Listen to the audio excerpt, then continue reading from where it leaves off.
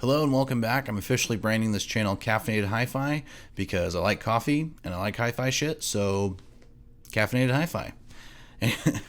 Today I'm going to be taking a look at the Beyerdynamic DT900 Pro X's, and boy am I excited to talk about them. Let's take a look.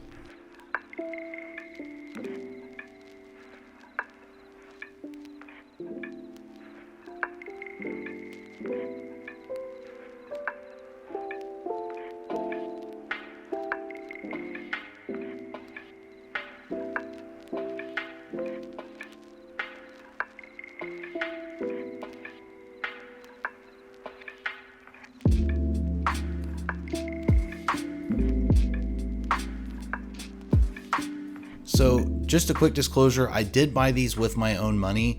I bought them for video editing and some, personal hobby music production. So I feel like that will probably slightly skew my opinion to want to like these just because I spent my own money on them. So keep that in mind.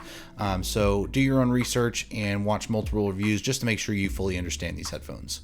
At $260, these are definitely targeted at the home enthusiast. Podcasting and home music production is a pretty big market right now, so that's really what these are geared towards, and you can kind of see that from the marketing. These are a more neutrally tuned headphone and are definitely targeted to be more for pro use, hence the name. So I will be reviewing these from the perspective of an audiophile who also does a little bit of video editing and some, like I said, hobby music production. So on the build of these, I'm going to start off with the negatives, mostly because they're kind of nitpicks, and then I'm going to move on to the positives because I feel like those vastly outweigh the negatives. First off, with the build design of these, one of the things that I don't like is the fact that it uses mini XLR instead of something like a 3.5mm. I feel like they went with the mini XLR just to make it feel like a more pro type of gear. It really doesn't make a difference, and honestly I think it's more of a negative than anything, because instead of a normal 3.5mm that would just pop out if yanked, that actually kind of raises the chance that it actually damages the internals of the headphone or breaks the wire, because this is a locking connector, so it's not going to pop out if it gets yanked. The only other gripe I have with these is the earpad design, and it's because they're a snap-in. I don't see any other reason for them to do this other than to kind of nudge you into buying their earpads if you ever have to buy replacements. Although with these, I do find it a little bit more forgiving because the pads are part of the tuning of the headphone. So if you buy third-party earpads, you could affect the tuning and therefore make them less neutral. So that could end up coloring your work if you're using them for any kind of professional use or prosumer type work. But if you're simply using these for listening to music, it does limit your ability to pad roll and maybe find earpads that you like a little bit better. Moving on to the positives though, everything that comes in the box with these feels extremely high quality. The cups are made out of plastic, but it feels like a really nice high quality plastic. It feels extremely durable. I've only had these for about a month, so I can't really speak to the long-term durability of these.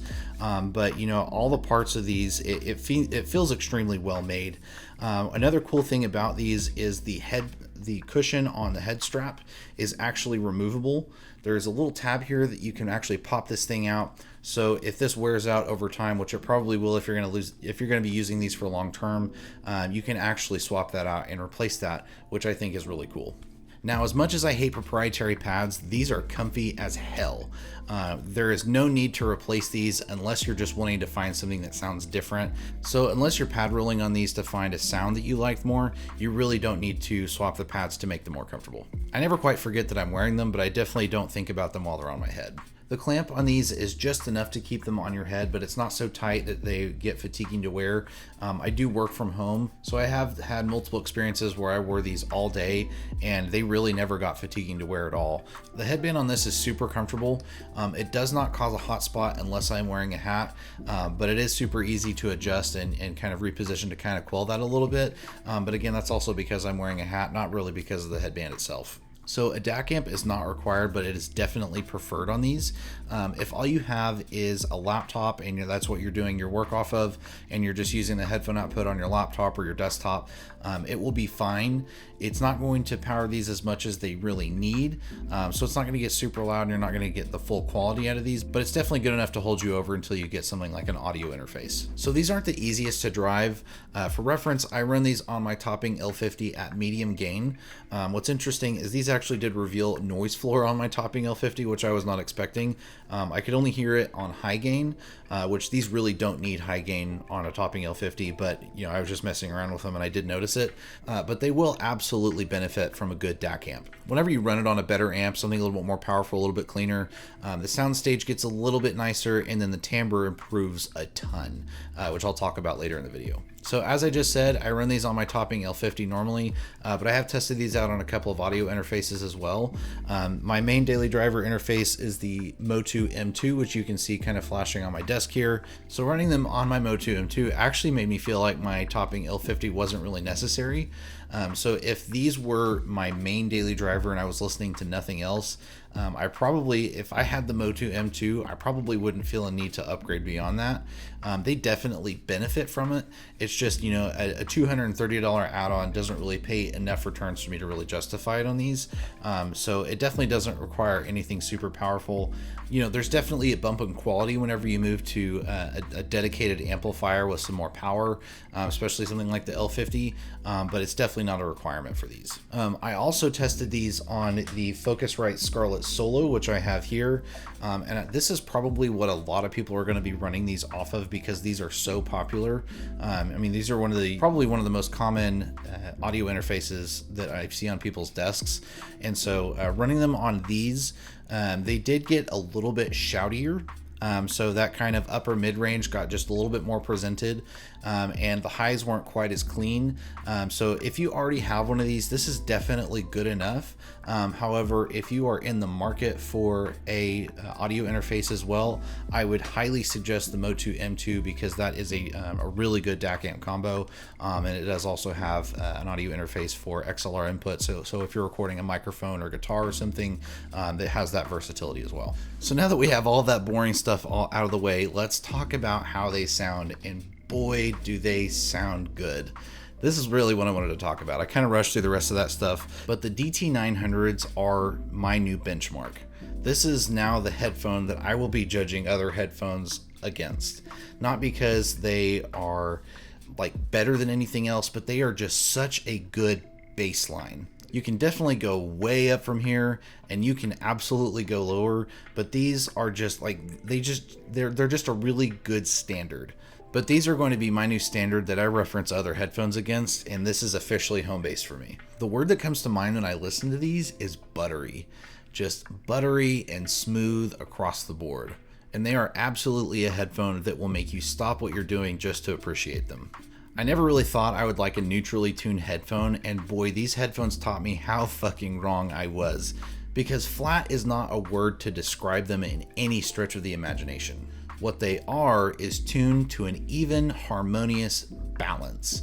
And balance is the word that I would describe these with. When you look at headphones that are tuned for a unique sound signature, they usually present one or two things more than everything else, whether it's, V-shaped where the bass and the treble is cranked and the mids are kind of recessed, or whether it's warm or bright. With the DT900s, everything is presented equally and it all sounds good.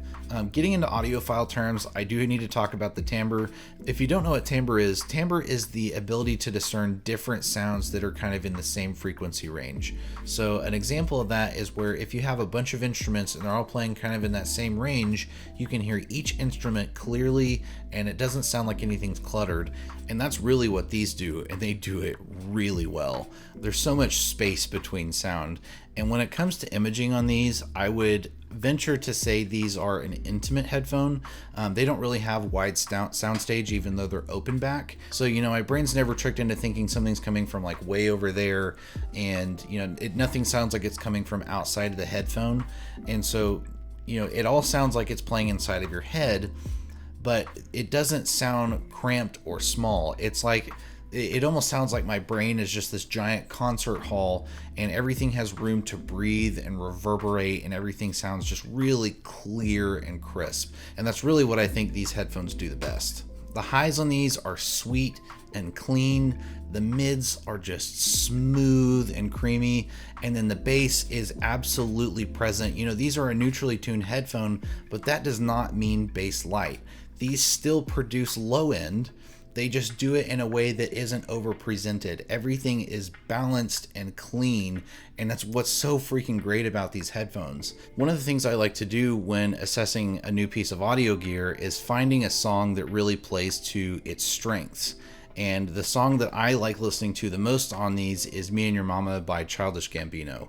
So the intro of that song, it starts off super ethereal and it has that kind of twinkling sound, and then the bass hits, and these like actually shake.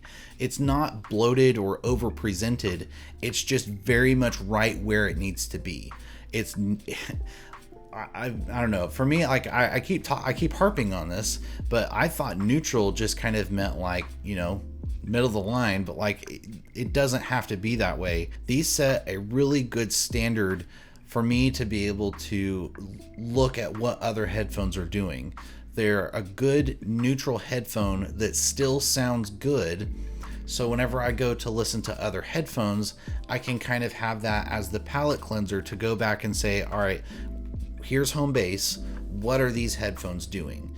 And that's what I'm absolutely going to be using these for. These are going to be on my desk for a very long time. So in conclusion, $260 is more than most normal people would spend on a pair of headphones. It's definitely a lot more than most people would spend on a headphone that's going to be dedicated to just a hobby. So I think the fact that these have that kind of neutral foundation, but they're still fun to listen to, I think they deliver on that expectation and then some. So as a consumer that paid for these headphones, I am absolutely happy with my purchase. They do their job extremely well, and they're an absolute joy to listen to when I'm not using them for work. And that's going to wrap it up for me here. Thank you so much for watching. If you would please like and subscribe, it does really help me out a lot, especially with how new this channel is. Also, feel free to leave a comment if you just want to say hi, or if you want some recommendations, I'd absolutely be happy to do that as well. If you want to check me out on social media, I am on Twitter and Instagram. And with that, I will catch you guys in the next one. Later.